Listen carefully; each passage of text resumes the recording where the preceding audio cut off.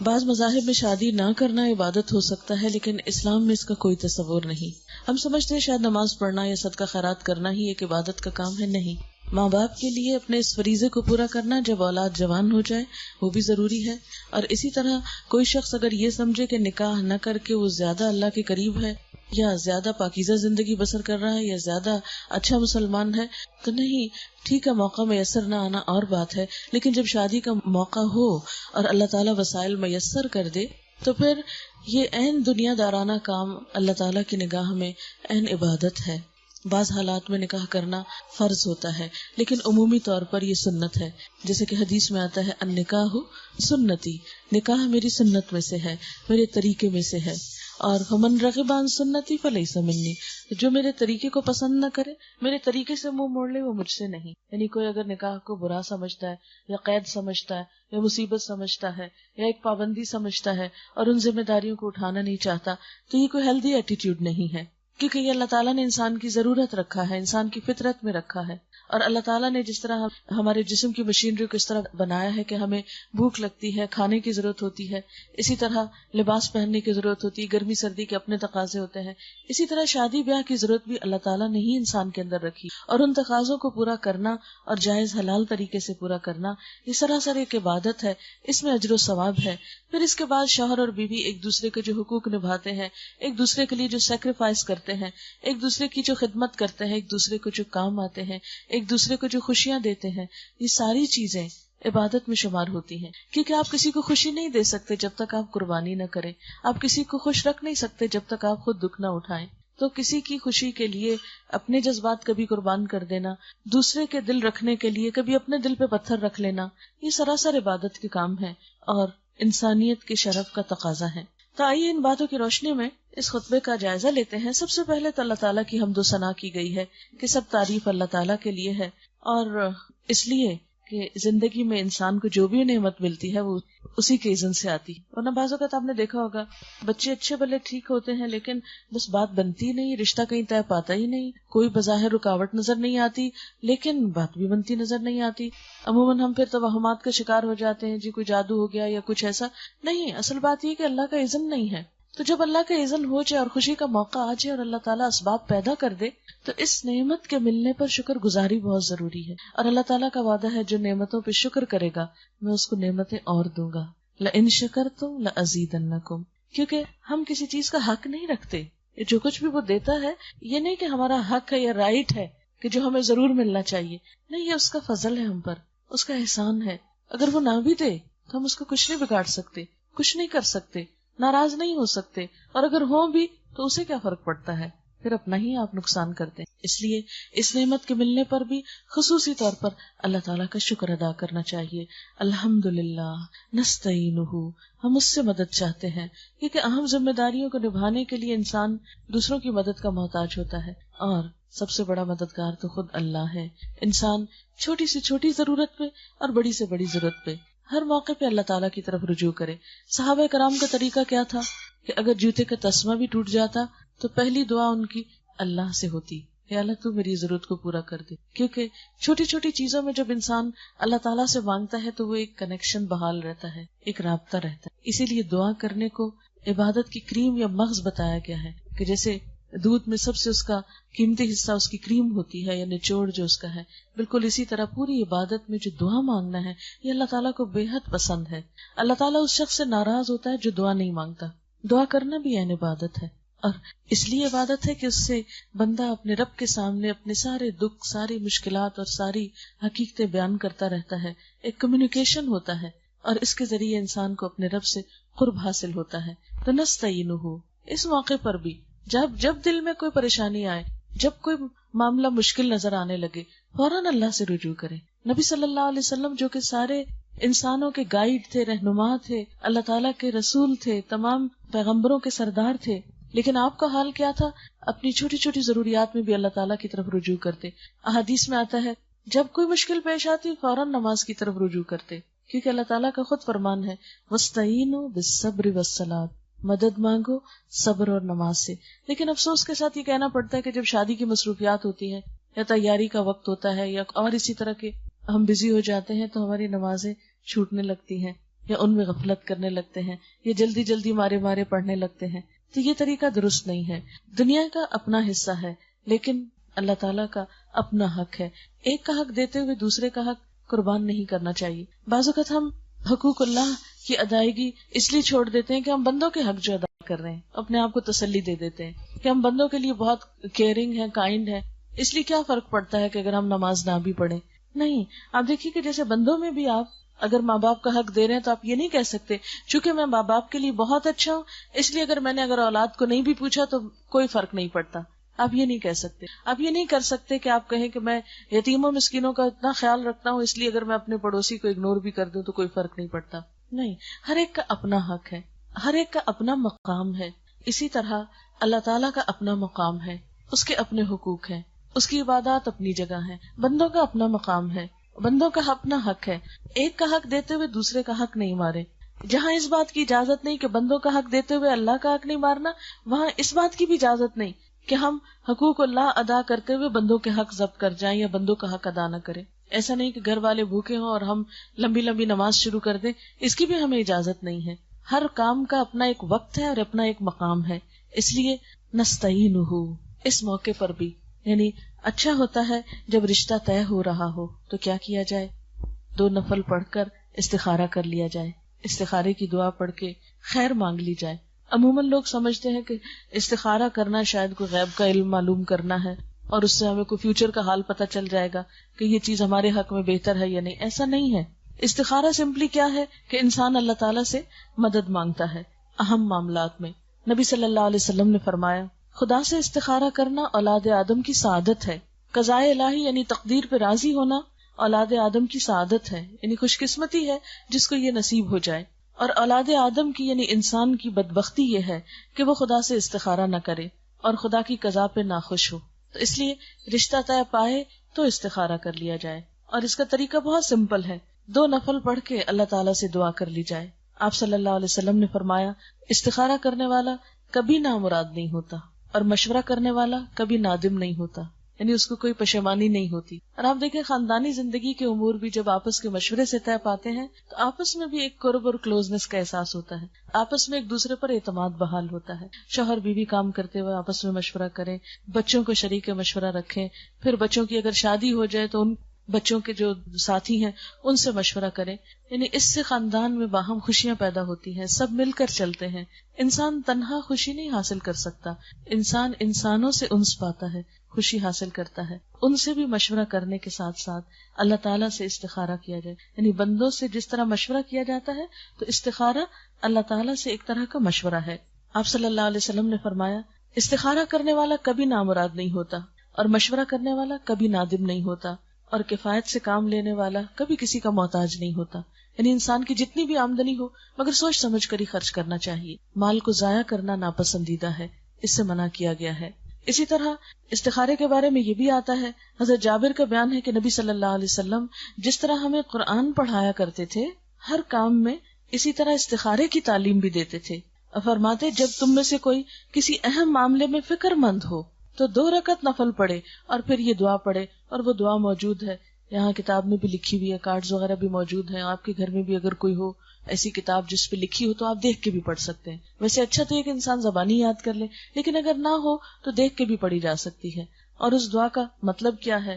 خدایا میں تجھ سے تیرے علم کے واسطے سے خیر کا طلبگار ہوں، تیری قدرت کے ذریعے تجھ سے تیرے عظیم فضل کا سوال کرتا ہوں. استخارے کی دعا میں دراصل اللہ کا فضل مانگا جاتا ہے، اس لیے کہ تو قدرت والا ہے اور مجھے ذرا قدرت نہیں، تو علم والا ہے مجھے علم نہیں، اور تو غیب کی ساری باتوں کو خوب جانتا ہے. خدایا اگر تیرے علم میں یہ کام میرے لیے بہتر ہے، میرے دین اور دنیا کے لحاظ سے اور انجام کے لحاظ سے، تو میرے لیے اسے قائم کر دے، یعنی مقدر کر دے، اور میرے لیے اس کو آسان کر دے، اور میرے لیے اس کو مبارک کر دے. اب آپ دیکھیں کتنی دعائیں ہیں اس میں. نستعینہ کا مطلب کیا ہے کہ ہم اس شادی کے معاملے میں اللہ کی مدد چاہتے ہیں. پھر اللہ تعالیٰ کتنے مہربان ہیں کہ وہ ہمیں یہ بھی سکھا دیتا ہے کہ مدد مانگو کیسے، دعا کیسے مانگو، دعا میں کیا کہو. کیونکہ ایٹ ٹائمز ہم چاہتے کچھ ہیں مگر اس بچے کے حال کی طرح جیسے بھوکا ہوتا ہے نا بچہ تو رو رو کے بتاتا ہے، اسے یہ نہیں پتا ہوتا کہنا کیا، مانگنا کیا ہے، ضرورت کیا ہے. پھر ماں پوچھتی ہے اچھا کیا چاہیے، بولو کیا چاہیے، کیا کہتے، بھوک لگی ہے، پیٹ میں درد ہے، سر درد ہے، کیا ہے تمہیں. تو ہمارا حال بھی ان بچوں ہی کی طرح ہے کہ جو اپنی تکلیفوں کو خود بھی نہیں جانتے، اور اپنے رونے اور اپنے ڈسٹریس اور اپنے جو ایک انکمفرٹیبل سی فیلنگ ہوتی ہے بعض اوقات خود بھی نہیں پہچانتے ہوتے کہ ہمیں ہے کیا، ہمیں کیا دکھ ہے، ان نون سا دکھ ہوتا ہے اور نہیں خبر ہوتی کہ کیا گزر رہی ہے اور کیوں گزر رہی ہے. ایسے مواقع پر انسان اگر اللہ تعالیٰ کی طرف رجوع کرے، لگتا ہے تو مشکل ہے لیکن صرف 2 نفل پڑھ کے بھی دعا کر لے تو بہت فرق پڑ جاتا ہے اور فکر دور ہو جاتی. تو آپ دیکھیے اس دعا پہ غور کیجئے کہ میرے لیے اس کام کو آسان کر دے، میرے لیے اس کو مبارک کر دے، یعنی اس میں برکتیں پیدا کر دے. اور اگر تیرے علم میں یہ کام میرے لیے برا ہے، میرے دین اور دنیا کے لحاظ سے اور انجام کے لحاظ سے، تو اس کام کو مجھ سے دور کر دے اور مجھے اس سے بچا کے رکھ. میرے لیے خیر اور بھلائی مقدر فرما جہاں کہیں بھی ہو، اور پھر مجھے اس پہ راضی کر دے اور یکسو کر دے. یعنی اگر اس کام میں نہیں اچھائی کہیں اور ہے تو پھر میری رہنمائی کر دے اس کام کی طرف. یعنی کتنی خوبصورت دعا ہے جس موقع پہ مانگی جاتی. پھر اسی طرح آپ دیکھیں مثلا تاریخ طے کر رہے ہیں، مثلا کوئی اور اسی طرح کے اس معاملے میں اہم ڈیسیژن لے رہے ہیں. آپ ذرا سوچیں ہارڈلی کتنے منٹ لگتے ہیں 2 نفل پڑھنے میں؟ 5 منٹ. وضو کو کتنے منٹ لگتے ہوں گے؟ 5 منٹ. وہ جو سارا دن فکر کا بوجھ سر پہ اٹھائے رکھتے ہیں، 5 منٹ میں وضو کر لیں، 5 میں 2 نفل پڑھ لیں اور یہ دعا پڑھ لیں، بہت بہتر فیل کریں گے. لیکن نفس کو منانا تو پھر اپنا ہی کام ہے، کوئی اور تو ہمیں زبردستی نہیں کرا سکتا. پھر اسی طرح آپ دیکھیں کہ بچوں کی جب بھی شادی ہوتی تو ماں باپ کے دل پہ بنی ہوئی ہوتی. میں خود اس کیفیت سے گزری ہوں کہ ایک عجیب سا بوجھ ہوتا ہے کہ اللہ سب خیر ہو، معلوم نہیں ان کی آپس میں بنے نہ بنے، کیا ہو کیا نہ ہو. ایسی ساری فکروں کو اللہ کے حوالے کریں. بس جب فکر چھانے لگے 2 نفل پڑھ کے اللہ تعالیٰ سے دعا کر لیں. نستعینہ، یہ اللہ ہی نے ہمیں طریقہ سکھایا ہے کہ ہم اس سے مدد مانگے، کیونکہ ساری قدرت ساری قوت اس کے ہاتھ میں نا. کتنی نشانیاں ہیں اس کی ہمارے سامنے کہ ساری قوت اس کے ہاتھ میں ہے. مثلاً آپ دیکھیں کہ اس درخت کا ڈیزائن جو ہے یہ ہمارے مرضی سے تو نہیں ہوا. ہم اگر اس کو موڑنا چاہیں، اس کو پھیرنا چاہیں کہ نہیں ہم اب بور ہو گئے ہیں یہ پتوں کا یہ رنگ دیکھ کے یا یہ شکل دیکھ کے تو اس میں کوئی تبدیلی کر دیں، رہے یہ یہی درخت لیکن بس ذرا ڈیزائن بدل دے، تو یہ نہیں ہم کر سکتے. ہوا چلے مرضی ہے اس کی، نہیں چلے نہیں چلے، یہ اللہ کی قدرت ہے نا. یعنی چھوٹی چھوٹی چیزوں میں اللہ تعالیٰ کی قدرتیں نظر آتی. کس پھول کا رنگ کیا بنایا، کس کا ڈیزائن کیا، کس کا سائز کیا ہو، اس نے مقدر کیا ہے. تو بہت ساری چیزیں اس کے فیصلے پہ ہوتی ہیں. ہمارا کام کیا ہے؟ بس اس سے خیر اور بھلائی کے طلبگار رہیں، اس سے مانگتے رہیں، اس سے اچھی امیدیں رکھیں، اس سے اچھا گمان رکھیں. جیسا کہ حدیث میں آتا ہے اللہ تعالیٰ فرماتے ہیں کہ میں اپنے بندے کے ساتھ اس کے گمان کے مطابق معاملہ کرتا ہوں. جیسا وہ میرے بارے میں گمان رکھتا ہے میں بھی پھر اس کے ساتھ ویسا ہی معاملہ کرتا ہوں. کبھی مایوس نہ ہو اس کی رحمت سے، کبھی دل چھوٹا نہ کریں، کبھی یہ نہ سمجھے کہ یہ نہیں ہو سکتا. اس کے لیے کچھ بھی مشکل نہیں، اس کے ہاں سب کچھ ہو سکتا ہے. ہاں کمی ہے تو ہمارے اپنے مانگنے میں اور ہماری اپنی کوتاہی ہے کہ اس کی طرف رجوع نہیں کرتے. وَنَسْتَغْفِرُهُ، اور ہم اس سے بخشش مانگتے. شادی کا موقع ہے، اللہ نے خوشی دی ہے، کہیں ایسا کوئی کام نہ ہو، ایسی زبان سے کوئی بات نہ نکلے، کوئی ایسا رویہ نہ ہو کہ جس سے کسی کا دل دکھے یا کسی کو تکلیف پہنچے یا اس کے جناب میں کوئی گستاخی ہو جائے، کوئی نافرمانی کا کام نہ ہو جائے. کیونکہ عموماً ہمارا حال یہ ہے کہ خوشی غمی کے موقع پر ہی اس کو ناراض زیادہ کرتے ہیں. عام روزمرہ روٹین میں تو پھر بھی کچھ ٹھیک ہی رہتے ہیں، لیکن جب کبھی کوئی ایسا فنکشن ہوتا ہے تو عموماً ہم بہت ساری چیزوں میں یہ نہیں پرواہ کرتے کہ اس کی پسند کیا ہے. ہم یہ صرف دیکھتے ہیں ہماری خواہش کیا ہے، ہمارا دل کیا چاہتا ہے. خواہ پہننے اوڑھنے کا معاملہ ہو یا کھانے پینے کا معاملہ ہو یا گپ شپ گفتگو کا موضوع ہو، تو عموماً جب اکٹھے ہوتے ہیں رشتے دار یا لوگ تو پھر گفتگویں آپ نے دیکھا ہوگا، کبھی اس کا شکوہ، کبھی اس کا حال پوچھ کے اس کو طنز کر، اس کو چھیڑ، اس پہ تبصرہ کر، اور کسی کے لباس پہ، کسی کی شکل پہ، کسی کے زیور پہ، کسی کے کسی چیز پہ. یہی چیزیں ہیں نا جو انسانوں کو انسانوں سے دور کرتی رہتی ہیں اور ایک دوسرے کے لیے تکلیف کا سبب بنی رہتی. اچھا اخلاق جو ہے میزان میں سب سے بھاری نیکی ہوگی، اور یہی بد اخلاقی ہے جو انسان کے سارے عمل برباد کر دے گی. اس لیے ایسے موقع پر نستغفرہ ساتھ ساتھ جاری رہنا چاہیے کہ اللہ تعالیٰ تو ہماری کوتاہیوں سے درگزر فرما، اور جو خوشیاں تو نے دی ہیں ان کو باقی رکھ، کیونکہ یہ اللہ کا احسان ہے نا. اگر خدا نہ خواستہ وہ ناراض ہو جائے اور دے کے واپس لے لے خوشیاں تو ہم کیا کر سکتے ہیں. تو اس لیے جو کچھ ہمیں ملا ہو اس پر شکر گزاری اور اپنے گناہوں کا احساس اور اس پہ توبہ بے حد ضروری ہے. وَنَعُوذُ بِاللَّهِ مِن شُرُورِ أَنفُسِنَا، ہم اپنے نفس کے شر سے بچنے کے لیے اپنے آپ کو اللہ کے حوالے کرتے ہیں. اب دیکھیں اس موقع پہ نفس کے شر سے بچنے کی دعا کیوں مانگی جا رہی؟ اس کی وجہ یہ ہے کہ شادی کا موقع ایسا موقع ہوتا ہے جس میں انسان پھر صرف اپنی مرضی نہیں کر سکتے. یعنی شادی کے بعد کی زندگی میں انسان تنہا نہیں چل سکتا، اس کو دوسرے کو ساتھ لے کے چلنا ہوتا ہے. اچھا، شادی سے پہلے عموماً ہم اپنی مرضی سے سوتے ہیں، اپنی مرضی سے جاگتے ہیں، اپنی مرضی سے سب کام کرتے ہیں، لیکن شادی کے بعد اب ہر بات میں دوسرے کا بھی خیال کرنا ہے، سونے میں، جاگنے میں، کھانے میں، پینے میں، پسند ناپسند میں، باہر آنے جانے میں۔ اب دیکھیے عموماً شادی کے بعد جھگڑے کن باتوں پہ شروع ہوتے ہیں؟ چھوٹی چھوٹی، کو بڑی باتیں نہیں ہوتی، چھوٹی چھوٹی بات، ایک کچھ کرنا چاہ رہا ہے، دوسرا کچھ کرنا چاہ رہا ہے، اب ہر ایک اپنی مرضی چاہتا ہے۔ اب دو لوگوں کی مرضی بیک وقت تو نہیں ہو سکتی، ایسے میں کیا کرنا چاہیے دونوں کو؟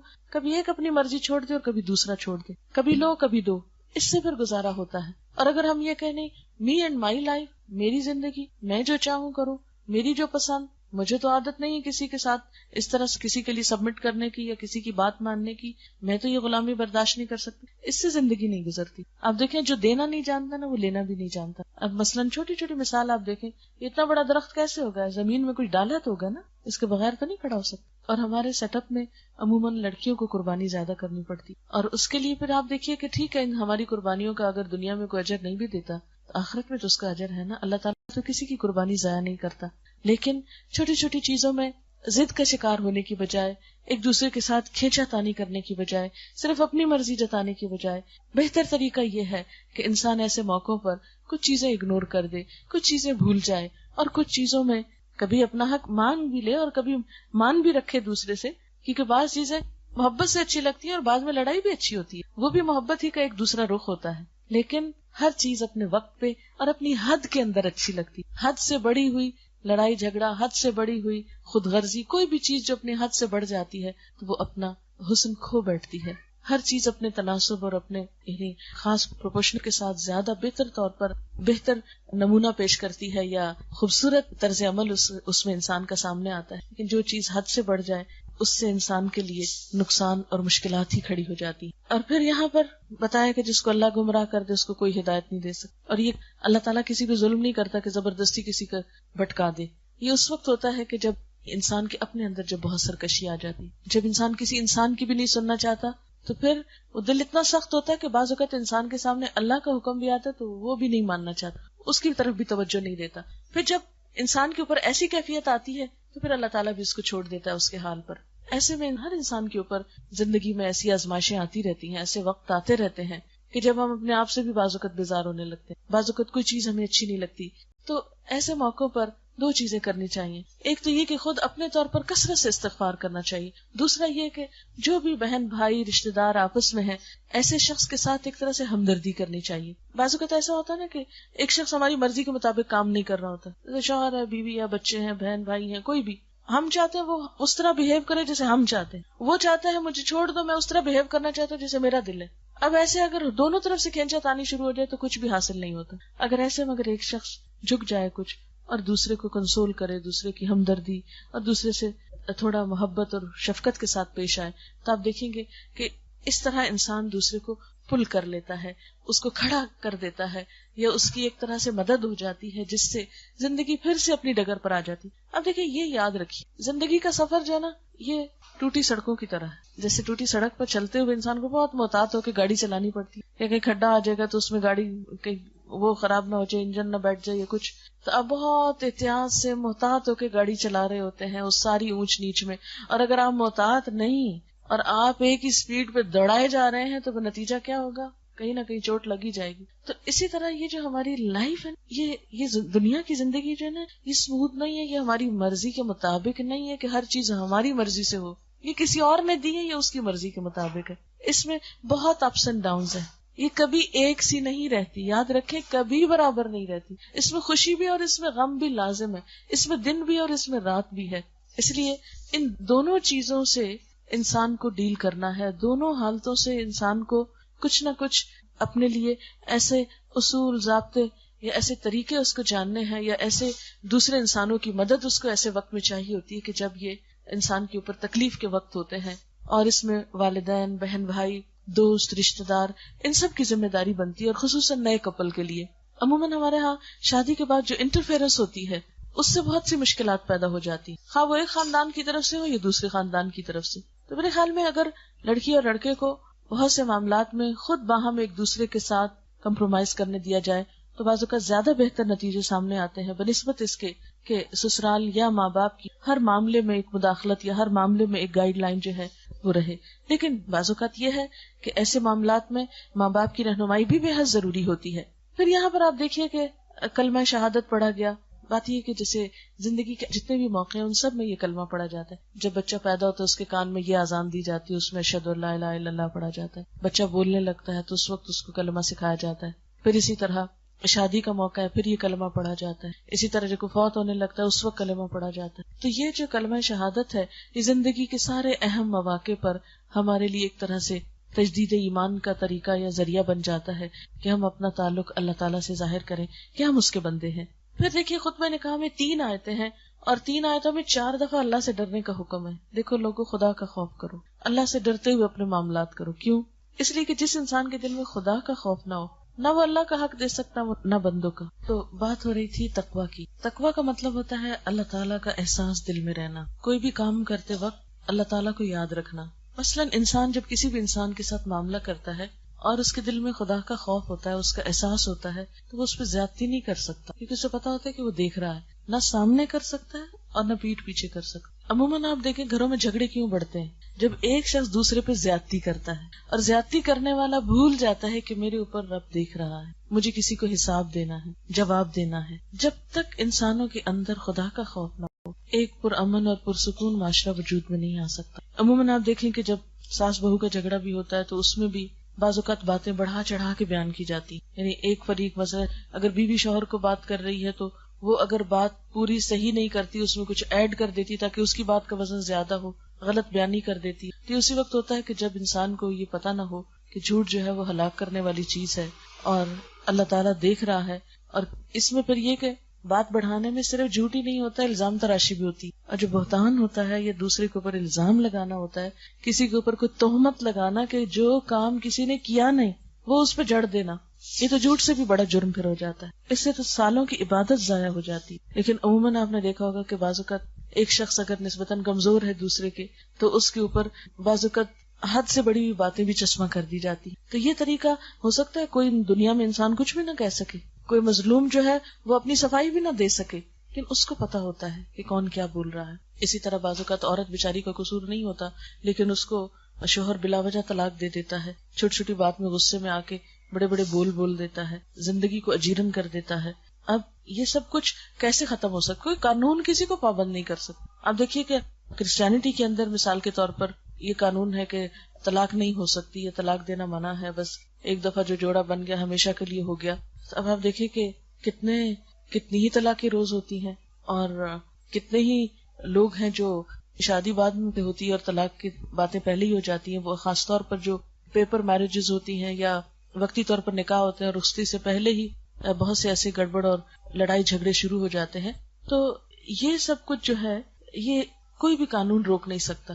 آپ کوئی قانون دنیا میں نہیں پاس کر سکتے کہ جس کی روح سے انسانوں کو اخلاق کا پابند بنایا جائے. یہ سب چیزیں انسان کے اندر سے اٹھتی ہیں. جب تک انسان کی تربیت نہ ہو, جب تک انسان کی سوچ اچھی نہ ہو, جب تک انسان کا اپنا اندر اچھا نہ ہو, اس وقت تک بات نہیں بن سکتی. اور یہ جو تقویٰ ہے یہ دراصل انسان کے اندر کی خوبصورتی کی بات ہے. ایک لباس انسان باہر پہنتا ہے اپنے جسم کی خوبصورتی کے لیے, اور ایک لباس انسان اپنے اندر رکھتا ہے, اس کی روح بھی ایک لباس پہنتی ہے, اور وہ لباس قرآن پاک میں اس کو لباس التقویٰ کہا گیا ہے. تقویٰ کا لباس جو انسان کو اندر سے خوبصورت بناتا ہے. لباس چونکہ انسان کو زینت دیتا ہے, انسان کے حسن میں اضافہ کرتا ہے, اس کی شخصیت کو پروقار بناتا ہے. اسی طرح جب دل کے اندر خدا کا خوف ہوتا ہے اور شخصیت اندر سے سدھرتی ہے اور سنورتی ہے اور نکھرتی ہے, تو تبھی انسان کے انسانوں کے ساتھ معاملات خوبصورت ہوتے ہیں. اور یہ اسی وقت ہو سکتا ہے جب دونوں اپنا اپنا فرض پہچانے اور دونوں ایک دوسرے کو حقوق دینے والے ہوں. اسی لیے میں مختصراً شوہر اور بیوی کے حقوق جو ہیں ان کو بیان کرنا چاہوں گی. اب دیکھیے کہ قرآن پاک میں دونوں کا جو تعلق ہے اسے لباس سے تشبیہ دی گئی ہے. اللہ تعالیٰ شوہر اور بیوی کے لیے فرماتے ہیں ہن لباس لکم وانتم لباس لہم, وہ تمہارا لباس ہے تم ان کا لباس, وہ تمہاری عزت ہے تم ان کی عزت, وہ تمہارے لیے باعث آرام ہے تم ان کے لیے باعث آرام, وہ تمہارے لیے باعث خوشی ہے تم ان کے لیے باعث خوشی. یہ ہے دراصل شادی کا اصل کانسیپٹ. یہ نہیں کہا کہ ایک دوسرے کے لیے باعث راحت اور دوسرا ہمیشہ اذیت ہی دیتا رہے, یعنی ایک ظلم کرتا رہے اور دوسرا ظلم سہتا رہے اور اسی طرح جیتے رہو. یہ نہیں ہمارے دین نے سکھایا. ہمارے دین نے شادی کے رشتے میں دونوں کو پابند کیا ہے، دونوں پر ذمہ داری ڈالی ہے کہ وہ ایک دوسرے کا خیال رکھے، کیونکہ ایک ہاتھ سے تو تالی نہیں بج سکتی، ایک طرف سے خوشگواری کہاں سے آ سکتی، ایک طرف سے ایک شخص کتنا بھی اچھا ہو، اگر دوسرا اچھا نہیں اور اس کے اندر انسانیت نہیں، کیسے نباہ ہو سکتا ہے، کیسے گزارا ہو سکتا ہے، زندگی کتنی دوبر ہو جاتی ہے۔ اس لیے ہن لباس لکم وانتم لباس لہم، وہ تمہارا لباس ہے، تم ان کا لباس ہے، تم ایک دوسرے کی شان ہو، ایک دوسرے کے لیے خوبصورتی کا ذریعہ ہو، ایک دوسرے کی عزت ہو، ایک دوسرے کا قرب ہو۔ اب دیکھیں کہ جسم اور لباس میں فاصلہ نہیں ہوتا، جسم لباس کے ساتھ ہی ہوتا ہے۔ اسی طرح شوہر اور بیوی کے درمیان ذہنی فاصلے نہیں ہونے چاہیے، دل کے فاصلے نہیں ہونے چاہیے، دونوں کو دونوں طرح سے اکٹھے ہو کے چلنا چاہیے۔ اور اس کے لیے آپ دیکھیں ایفرٹ کرنی پڑتی، کوشش کرنی پڑتی، دوسرے کو سمجھنا پڑتا ہے، اور اس کے لیے وقت لگتا ہے، ایک دوسرے کو ٹائم دینا چاہیے، ایک دوسرے کی طرف توجہ رکھنی چاہیے۔ اور ونس جب ایک طرح سے سیٹلمنٹ ہو جاتی ہے، ایک دوسرے کو سمجھ لیتے ہیں، پھر پتہ چل جاتا ہے کہ اس کو کون سی بات پسند نہیں، اور انسان ان چیزوں کو اوائڈ کرنے لگتا ہے جو دوسرے کو اچھی۔ یہ حکمت سے اسی طرح ہی زندگی گزرتی ہے نا۔ بیوی کو پتہ چل گیا شوہر کو یہ باتیں نہیں اچھی لگتی، وہ خاص طور پہ ان سے بچنے کی کوشش کرتی ہے، جھگڑا نہ ہو، گھر میں ناراضگی نہ ہو۔ اور اسی طرح شوہر پہ بھی لازم ہے کہ وہ بھی دیکھے کہ بیوی کو کون سی باتیں اچھی نہیں لگتی، وہ ان چیزوں سے پرہیز کرے۔ تو آپ دیکھیں گے کہ دونوں جب احتیاط کے ساتھ چلیں گے تو زندگی کتنی خوشگوار ہو سکتی۔ اور اگر دونوں صرف اپنی ذات میں جیئیں گے، صرف اپنے سکون سے غرض ہے، صرف اپنی خوشی کا پتہ ہے، صرف اپنا فائدہ چاہیے، تو پھر نہیں بات بنے گی۔ اس لیے دونوں کو سیکریفائس کرنے کی ضرورت ہے۔ اب دونوں کے کیا فرائض ہیں؟ مثلاً شوہر کے اوپر ذمہ داری ڈالی کہ وعاشروہن بالمعروف، بیویوں کے ساتھ بھلے طریقے سے زندگی بسر کرو، اچھے طریقے سے گزارا کرو۔ آپ صلی اللہ علیہ وسلم نے فرمایا، لوگوں سنو، عورتوں کے ساتھ اچھے سلوک سے پیش آؤ، کیونکہ وہ تمہارے پاس قیدیوں کی طرح ہیں، تمہیں ان کے ساتھ سختی کا برتاؤ کرنے کا کوئی حق نہیں، سوائے اس صورت کے کہ جب ان کی طرف سے کھلی ہوئی نافرمانی سامنے آئے۔ پھر اسی طرح آپ نے فرمایا کہ تمہارے کچھ حقوق ان پر ہیں اور ان کے کچھ حقوق تم پر ہیں۔ پھر اسی طرح حکم یہ دیا گیا کہ بیوی سے اچھا گمان رکھو، اگر کوئی بات اچھی نہیں بھی لگتی تو اسی میں مت اڑ جاؤ، کوئی دوسری اچھی بات اس میں تلاش کرو۔ فَإِن كَرِهْتُمُوهُنَّ، پھر اگر تم ان کو ناپسند بھی کرتے ہو، یعنی زیادہ باتیں نہیں اچھی لگتی بیوی کی، مثلاً فَأَسَىٰ أَن تَكْرَهُوا شَيْئًا وَيَجْعَلَ اللَّهُ فِيهِ خَيْرًا كَثِيرًا، ہو سکتا ہے ایک چیز تمہیں اچھی نہ بھی لگے اور اللہ اسی میں تمہارے لیے بہت بڑی بھلائی رکھ دے۔ اگرچہ یہ بات مردوں کو کہی جا رہی ہے کہ بیوی کی کوئی بات نہیں بھی پسند تو بھی بنا کے رکھو، ہو سکتا ہے اللہ اس سے تمہیں ایسی اولاد دے جو تمہارے لیے بہت آنکھوں کی ٹھنڈک ہو، کیونکہ ضروری تو نہیں ہوتا کہ ساری خوشیاں بیک وقتی زندگی میں اکٹھی آ جائیں، بعض چیزیں ایک وقت میں آتی ہیں، بعض اوقات بعض چیزیں لیٹ ملتی ہیں، بعض چیزوں کے لیے عرصہ دراز تک صبر کرنا پڑتا ہے۔ اور کئی دفعہ یہ دیکھا گیا ہے مثلا شوہر بیوی کی آپس میں اتنی نہیں بنی لیکن اللہ نے اولاد بہت فرما بردار دی، پچھلے سارے غموں کا مداوع ہو گیا۔ اب ایک تو یہ تھا کہ انسان سب کچھ چھوڑ کے چلا جائے، ختم کر دے، اور دوسرا یہ ہے کہ انسان صبر کر لے، اور آج نہیں تو کل صبر کا پھل تو میٹھا ہے، اللہ تعالیٰ کسی کی بھی قربانیوں کو ضائع نہیں کرتا۔ پھر اسی طرح آپ صلی اللہ علیہ وسلم نے فرمایا، کوئی مومن اپنی مومنہ بیوی سے نفرت نہ کرے، اگر بیوی کی کوئی عادت اس کو پسند نہیں تو ہو سکتا ہے دوسری عادت پسند آ جائے، اور ہونا بھی یہی چاہیے۔ جس طرح مثلاً پھول دیکھتے ہوئے ہو سکتا ہے کسی کو یلو کلر پسند ہو اور کسی کو پرپل پسند ہو، تو عموماً ہم جب کسی چیز کو دیکھتے تو کیا دیکھتے؟ جو چیز ہم کو اچھی لگتی۔ ویسے کسی کے فیس میں سے کیا ہم دیکھتے ہیں؟ بعض اوقات اگر کسی کی آنکھیں اچھی لگتی ہیں یا ناک اچھا لگتا ہے تو اس کا چہرہ دیکھتے ہوئے بھی اس خاص حصے پہ ہماری نظر زیادہ ہوتی ہے جو ہماری پسند کا ہوتا ہے۔ مثلا اپنے بچوں میں دیکھ لیں یا اور اپنے جان